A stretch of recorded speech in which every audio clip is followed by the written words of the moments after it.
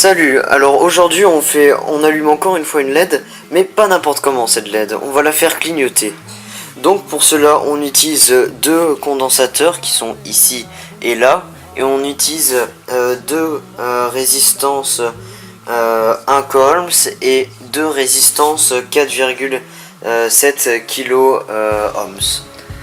Donc comme je disais, ça fait clignoter. Quand je mets vers le haut, la lumière clignote. Mais le titre ce sera pas une LED clignotant, c'est un multivibrateur. Parce que vous voyez la diode LED 1 s'allume puis s'éteint immédiatement. Elle demeure ensuite éteinte pendant quelques instants avant de recommencer le même cycle. Bien entendu, la sortie se présente sous la forme d'une onde. Vous remarquez aussi que la sortie est ouverte ou fermée.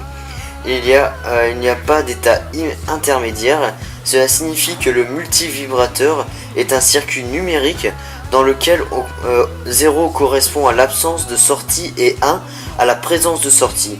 Vous voyez donc qu'il est possible de commander le fonctionnement des portes OU, ET, non OU et non ET à partir d'un circuit multivibrateur. Vous pouvez aussi modifier la vitesse de fonction en changeant les résistances, mais ça on peut faire avec tous les câblages. Et aujourd'hui dans cette vidéo il y a plusieurs expériences, ce qui explique aussi la durée de la vidéo. Donc l'expérience d'avant c'était le fonctionnement d'un multivibrateur, et là on fait un multivibrateur à coup unique. Je vous explique tout de suite.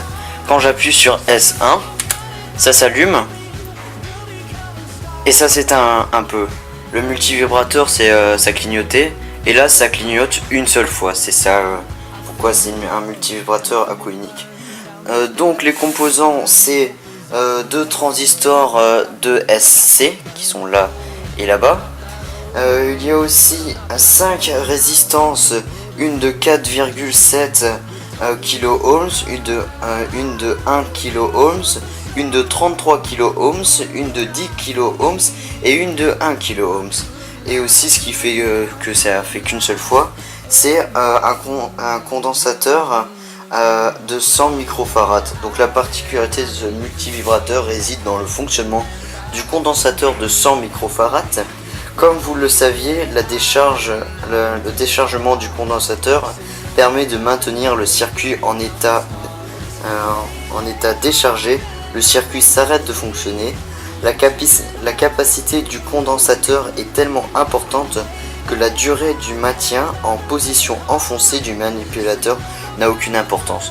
Donc même si je tiens appuyé, bah ça revient de toute façon au même. Parce que si je lâche, vous avez vu, j'ai laissé appuyer, et après un moment il s'enlève. Alors que si je fais ça, il reste appuyé, et après un moment il s'enlève. Donc ça revient au même.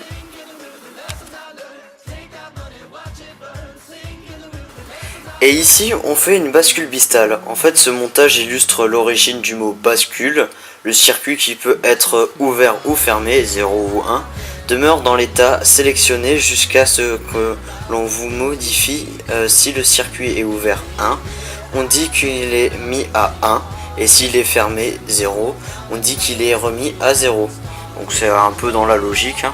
Donc si je mets vers le haut pour faire on, comme d'habitude, ce bouton il sert à rien pour l'instant, c'est le 0, et celui-ci c'est le bouton 1, ça allume la lampe. Et avec ce bouton là ça fait 0, je peux remettre à 0.